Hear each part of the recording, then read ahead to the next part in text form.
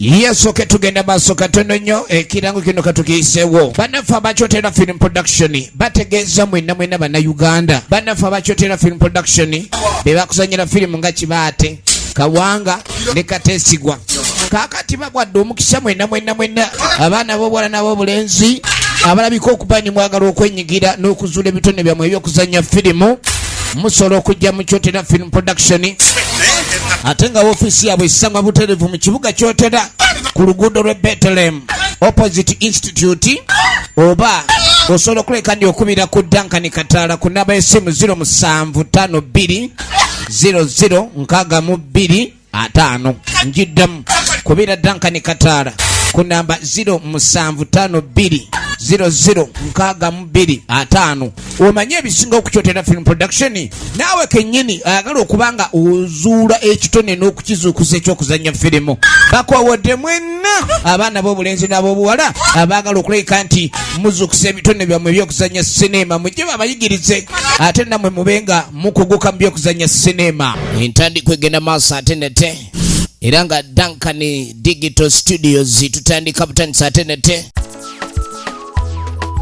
Basabo ne bannyabo okamba njulire abatuma job agency. Oyagala omukozi oba oyagala omulimu wano mu Uganda, weekwate bannaffe abatuma job agencies. Era nga mu kaseera kano kennyini beetaaga abakozi mu bwangu ddala: banking agents, bakashiya, secretaries, badriver, abasomesa, bamakanika b'emmotoka ennene, mobile money attendants, office attendants, abakola mu hardware, abakola mu betting, school matrons, abakola mu farm, private guards, cleaners, ne ba housemaids, nga kw'ossa n'emirimu emirala mingi. Era nga mu byonna beetaaga abo abasoma saako nammwe abataasoma mwanirizibwa. Okumanya ebisingawo osobola okuba ku namba z'essimu wano wammanga 0758 4 55 oba 0778 55 72. Osobola otusanga ku ofiisi zaffe erina Teete ku luguudo oludde Makayi. Todde mu kkaba lwa mirimu nga waliwo Tumo Job Agency.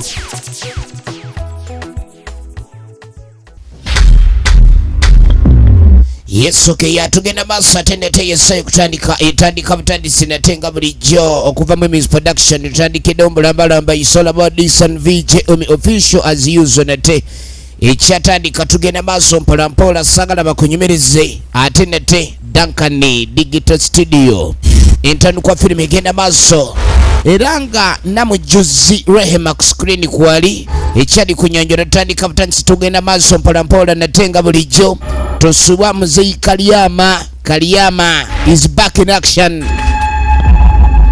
Tukyali kunyanjula egenda maaso Kyamuhendo Angel nga naye akomye mu firimu yaffe etandika egenda maaso nate nga bulijjo tutandika butandisi mwenna abatula ku mikutu gyaffe munayiza wala era abatugoberera abatufollowinga tubaagala nnyo mwebale egenda maaso n'okuleka nti mutugoberera. So teweerabira okusubscribinga wadde okusharinga. Tegeeza ku muno nti tukoze ekitusimbudde twakomyewo mu nkuba mpya. Nalujja Fiona tugenda maaso n'entandikwa firimu nate nga bulijjo nagambye eminze nkwereza Namuga Immaculate saagala bakunyumiriza bunyumiriza entandikwa tutandika butandisi mpolampola ntandikwa ya kifaananyi tutandikiddewo egenda maaso. Duncan Kataala ye producer era nga ye director firimu eno egenda maaso tukyatandika butandisi saagala bakunyumiriza bunyumiriza ate nate tutandikiddewo mu bulambalamba. Kaakati nga tutandikiddewa weetegereze nnyo njagala owulirize kawa obudde ekyali ntandikwa. Kaakati twatandikira ebuganga gye tutandikidde waliwo be bakwasa obuvunaanyizibwa. N'agamba ni omwana ono oluvannyuma lw'okulayika ni maama olwamuzadde n'afa njagala mumutwale okulabirira kube kwammwe. Njagala mubenga mumulabirira muwulidde bulungi obutakola nsobi byonna ku ebyo byemba mbakoze ekimbatangidde. N'agamba ni omba temwagala ekyalo kino kibenga kigwako emitawaana gyonna temukola ensobi. Omwana oyo akuumiwe butiribiri kubanga ne bwali banga akuze tewabangawo omusajja yenna amwagala. Ensonga ye etegerekese bulungi. N'agamba saagala mudde wano omuwoze mbw ate ebintu byagenze bulala nga bwe twabibaze ssebo si bwe byabadde. Omwana ono takolebwangako ekintu kyonna tasembereranga omusajja. Tasembereranga musajja. mukitegedde bulungi azadde ejajja ekigenda okuba ekizibe n'agamba omwana oyo kasita alifuna omusajja n'afuna olubuto ekiriddirira temwenenyanga temwenenyanga ekirigwa ku kyalo kuno mukaabanga mwekka mbabuulidde omwana ono nnyina olwamuzadde n'afa kubanga era olwamaze omumuzaala jjajja laba wamukwasa n'abagamba ndi ekyasemaama we temwakitegedde bano si be bamuzaala bamuwadde naye balina okutwala obuvunaanyizibwa okubanga bakola ki omwana ono bamukuuma obutakwatibwako musajja yenna ne bwali bakuze era tebakolanga ensobi eyo. Tutandika endeku y'omusambwa ye firimu egenda maaso ate ndete era nga Duncan Kataala firimu eno yagikutte tukyali ku nnyanja natandika butandisi egenda maaso bo bannaffe bakyotera film production bagamba okubeegattako bakubire ku simu egyolengera ku screen firimu egenda maaso kakati nga wayita emyaka 18 nga bw'omanya ebya sinema tuyita mu bufunze tusobole okuleka tutuuka ku kigendererwa ekya firimu emyaka 18 nga giyiseewo. Duncan Kataala ye director ekyali ntandikwa n'agamba kati kino ekintu ekyabaddewo bano ebintu nga bitusobedde n'agamba n'ekyalo kitandise oggwako obuzibu tetumanyi ludda wa gye buva enzizi zikalidde enkuba tekyatonnya laddu ekuba musana n'agamba nti bagamba nti nno waliwo omusajja ono Kalyama alabika alina emisambwa gye yaleeta oba emisambwa egyo gye gitubonyaabonya n'agamba nze sikiririza mu bintu bya misambwa ono takiririza ddala mu bintu bya misambwa n'amugamba naye kakati amazzi okubula ku kyalo kitegeeza ki ekyalo ekyali kiriko amazzi ekitinta okuba n'enkuba etonnya buli kaseera kwegamba okweyagala empewo ey'obulamu byonna biweddeko ekyalo kino kiriko ki what's really going on buli muntu yenna takitegeera akibuuza munne embeera ekyusa n'agamba lwaki buli kimu kyonna kituuka mu kaseera mpawo kaaga akaseera akatono kano buli kimu ne kikyuka wateekeddwa okubairawo embeera etategeerekeka embeera eno eteekeddwa okuleka neetegeerekeka efirimu egenda maaso njagala olabe nga bulijjo nagambye eminze tuba tuli obadde ki mu nsonyiwe mbadde nnoonya kkubo I was only looking for a way through. Kiki? Lekerawo ebintu by'omuzannyo mwana gwe. Afudde atya? Bannange. Katokoto afudde. Katokoto ekintu kimugudde mu malaka ne tumubuuza kinaye nga yakiraba. N'afa. Mu kifo ky'ejjovu abimbye lulimi era waali agudde. N'abadde ennyambuka eno nabo tubabuulire kuba ekise katokoto tetumanyi. Amazzi gabuze ku kyalo enkuba tekyatonnya emmere tekyalabika buli kimu kyakkekwa katokoto agenze embeera etandise okyuka ku kyalo ono yagamba takkiririza mu bya misambwa owa olugambo ne yeeyongerayo yakoze ku kyokubika omanyise bwe omubisi si musi naye era aba wa lugambo omubisi si musi naye aba wa lugambo gyongereyo efirimu egenda maaso njagala weetegereze kakati bannaffe bano kye baakola engeri embeera gyerabise okuba neefuuse emberebezi ekyalo kyonna era bwe twogerera kikuŋŋaanidde wa Kalyama ekyalo kikuŋŋaanidde wa Kalyama bannange mwe mwennyini mwe mwavuddeko obuzibu wano jajjaate twakoze buzibu ki ayogera nga ataalidde kyaggulo n'agamba nti mwe mwakwasibwa obuvunaanyizibwa ne tubagamba nti okuuma obutebenkevu bw'ekyalo kino mukuze omwana oyo era nga tali wasibwa era nga tali yaggalwa tali ganza jajja buli kimu tukikoze naye omwana emyaka 18 gy'abadde atuuseeko abaana balina we batuuka ne baba nga tebakyafugika kati obuzibu obuliwo bwebwo buzibu ki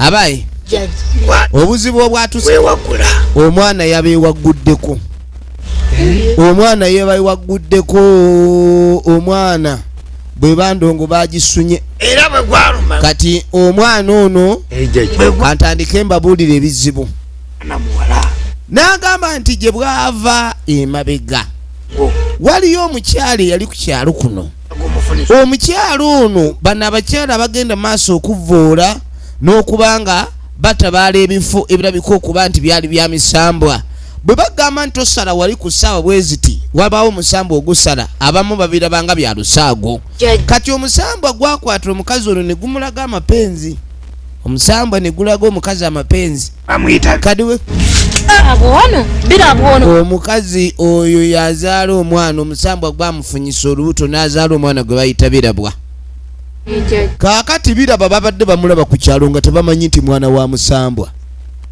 In fact it was a product of rape. Birabwa is a product of rape. Ate rape yani ya musambwa zungulima. Kati omwana oyo maama we okuva lwe yamuzaala n'afa. beza kulo musambwa Kati okubanga tugenda maaso n'okuba tujjawo ekikolimo ekyali ku musambwa ogwo kye gwali guleese ku kyalo kubanga omusambwa okwagala omuntu si kya bulijjo.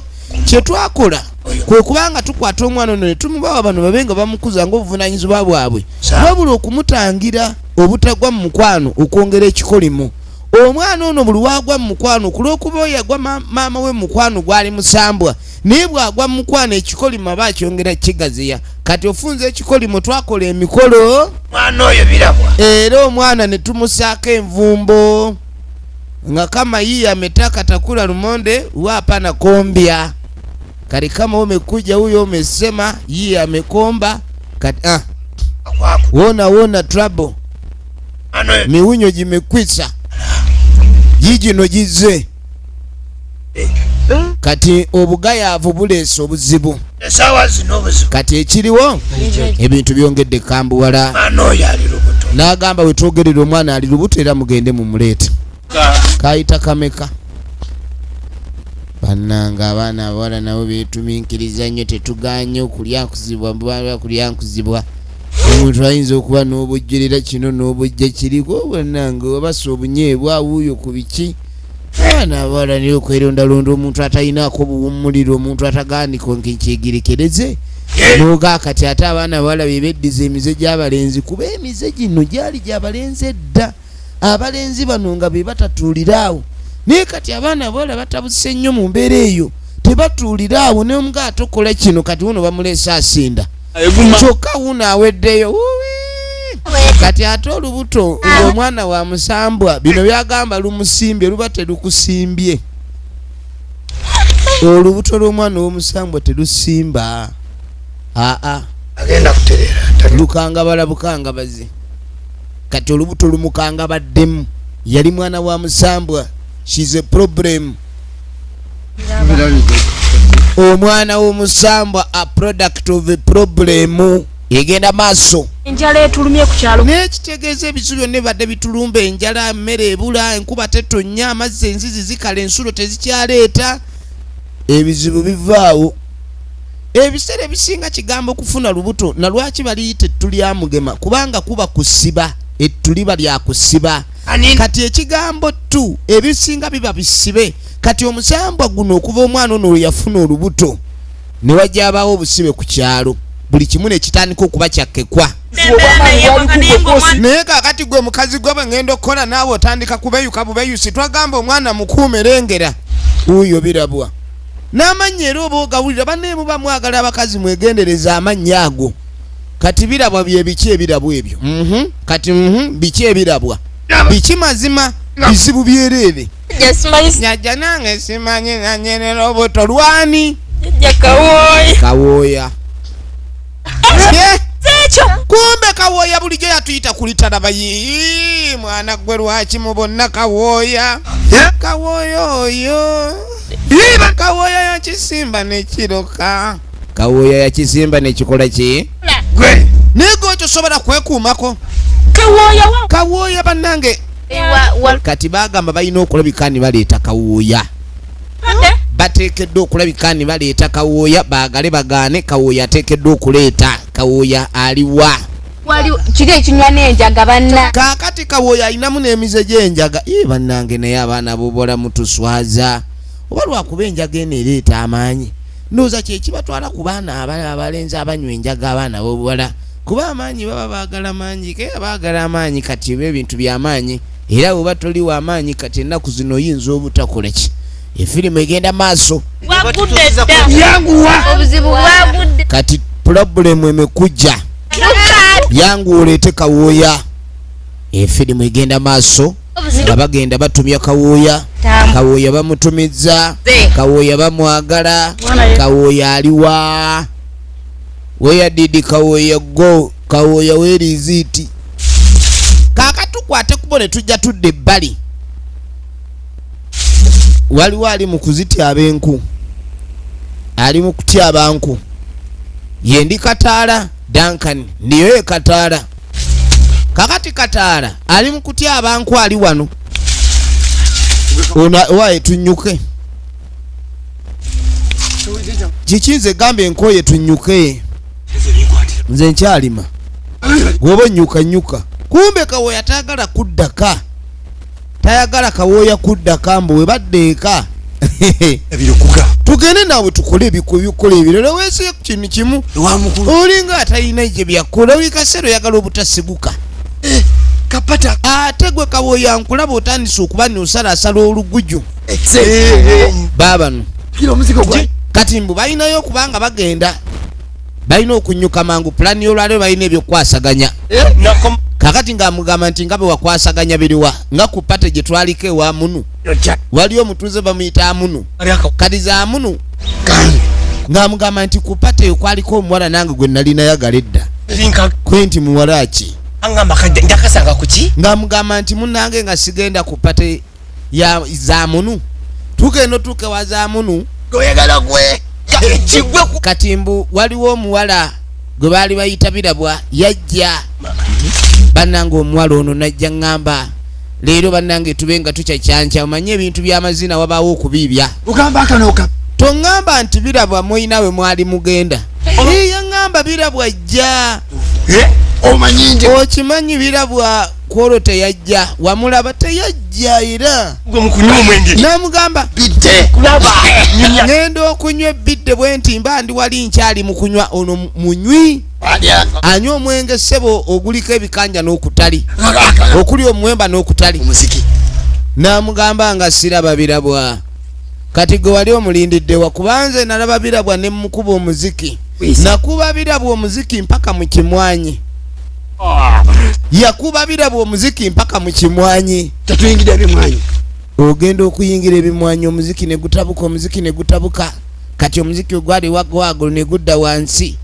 amunyumiza banange omwana nali manyi muto naye banange twakuba muziki nze nalaba ekyali awo ati ngebidde nerogweriringane omanyi omuntu ali mu ndongo nga mutamiivu omulengera kwega yali mbirigo mu kimwanyi kati kumbona inenge gyatandise otunulanga muko weewumbeko naye kale osinika nnyo gwana gwe nakulaba inenge gyotikka ebinnyo byebyo namuga ekiki wankola namuga ekintu kye wakola kyali kikyamu namugamba okimanyi waleeta obuzibu nagamba nti mpulira newokyogera njagala kaaba kati nagamba niwankwata mu liiso ate tewakoma kukwata kyalo nze mu liiso nekyalo nokikwata mu liiso wankola bubi kwenti gwe wali oyagala ekyalo gwoba okikwata mu liiso okuva lwewayagala bbiira wankola bubi nyumirwa kyaka bagana lwensonga kawo kati mbu akabala kano kasufu nnyo mbu kasufu nnyo kyebava bano baba babagaana ekyalo baali bagaana omuwala oyo mwagala kati omanyi abantu bagenda ne bagamba nti buli ekiwooma tebakiryako newagaato lya apo kuba ewooma kati yalina okulaba nga alaba okunyumirwa okwali awo yali bidde naawe walagi wankwata ekizibu wankwata mu liiso namugaa kati ekyalo nakyo kyennyini wakikwata mu liiso tuba tuli awo abaye mmwe kiki ate gwe kweni mumanyi ekiriwo mitawaana gyazedda tuli eri Kawooya bakunoonya omulimu gw'okukola kiki ate naawe mutwagaza ki munyumiza wano n'agamba nti muli eno ebizibu byazedda ku kyalo temuyina gye muntwala nammwe ebintu by'okutuyitaayita n'agamba nti nze nakowa ebintu byakalyamu oyo kati sijja kgenda bannange mujje ebizibu byajja dda ekyalo mwakireseeko tagali muyiteewo nze mbabuulira mujje tugende kuni kyekigenda maaso olina bye wakola embuga sina kye nakozeemu ndi obubbi bwanzigwa musikyabba bigali kati ono ssabo yali mubbi naye nga bba bigali bya musabo ng'amayembe agayisaamu olugaayu kati oba amayembe gandoopye tudduke oba tugendeyoko nedda tugendeyo tulabe ono abanonye kati enkumbi yalekaawo yabadde yaganye edda bwakunyuka nga tayagala kuddaka kufumba naye emboozi emutaanudde ono gyamubuulidde bwe bagenda kupata akabaga akaali ewazaamuno ono ssebo yagwa ku kiwala najja akiyingiza ebimwanyi kati kumba ono musajja gwe mpulira ddala n'omukwano gwange otandise okubanga ateekawo olusalosalo ninga alinga akukoowa kati nali simanyi nti oli muntu mubi nnyo obwenkanidde awo kaakati ne tujja tudde erudda efirimu egenda maaso jajja bontumye baabano jajja bontumye mbaleese kati bakutumye abantu ate obaleseeyo bulesi bakutumye abantu ate obaleseeyo bulesi saabasanzeyo mbasanze mumwa kakati ng'amugamba ndi bwentuuse waka nga tebaliyo ne ngenda ku nnimiro mbasanze ku ttale naye bali mu kujja jajja banajja bano abasoose okwetuusa oba badduke kati neera baasalo bakwate kubo babe nga bayingira naye ng'ekigendererwa kyakukiina ono lwawulira ensaasi ng'evuga kikireero fe amayembe ge galiko batulabanga bajajja abaze kati ono yatuuka agamba jajja wuuyo jajja ono yoono ate nze yakola ki jajja yooyo padde bakuyita padde genda padde lebera emimwa ng'odda wali padde mwakola ki padde ki kye mwakola mubulire kye wakola kuba oyogedde ku kyokumwanyi beebano abaleeta obuzibu nabagambe batuuse baabano jajja oyakola oyimiridde weesimbye tuulo ojja tukubya amayembe leero manyiivumu amayembe leero manyiivumu ono yani kawoya gwe gwani kwenze kawoya jajja ono ye padde kalimitawaana kalinsambulira kazaala bulwa teweegaana ndirinda ye gwe jajja ono ye mutuufu mulongoofu nze nkera jajja nze sirina buzibu nze ndi musajja mulongoofu nnyo sirina ttabbo sirina tulaba naye ono kawooyo ono ye nannyini miwunya oyo nabamutya olaba kawooyo yagala kwegaana kawooyo togeza ne weegaana wama jajja ono padde yataayaya tali ono ye mutuufu okutaayaya ataayaya oyogera ku kyokutaayayo ojja kubwa yo bwe tubeerabise tubaagala nnyo mwenna abatulagira mu bina Uganda tetujja kusukkako wano eniyo bwe tubigenze mubaddemu ekyokuyiga kansuubire bannaffe abakyotera film production nali okutuusaako nagaye nate nga bulijjo eminze nkuweerezaako VJM official it's our and our only YouTube channel don't forget to subscribe and share abankumire tubaagala nnyo yesoke tugenda maaso katono nnyo ekirango kino katukiyiseewo bannaffe abakyotera film production bategeeza mwenna bannayuganda bannaffe abakyotera film production be bakuzanyira firimu nga Kibaate Kawanga ne Kateesigwa kaakati bagwadde omukisa mwenna abaana b'obuwala n'ab'obulenzi abalabika okuba ni mwagala okwenyigira n'okuzuula ebitone byammwe ebyokuzanya firimu musobola okujja mu Kyotera film production ate nga woofiisi yaabwe esangwa butereevu mu kibuga Kyotera ku luguudo lw'e Bethlehem opposite institute oba osobola okuleka ndi okubira ku Duncan Kataala ku namba y'essimu 0752 0062 njiddamu kubira Duncan Kataala ku namba 0752 0062 omanye ebisinga okukyotera film production naawe kennyini ayagala okubanga ozuula ekitone n'okukizuukuza ekyokuzanya firimu bakwawadde mwenna abaana b'obulenzi n'ab'obuwala abaagala okuleka nti muzuukusa ebitone byammwe ebyokuzanya sinema mujje babayigirize ate nammwe mubenga mukuguka mu byokuzanya sinema entandikwa egenda maaso ate nete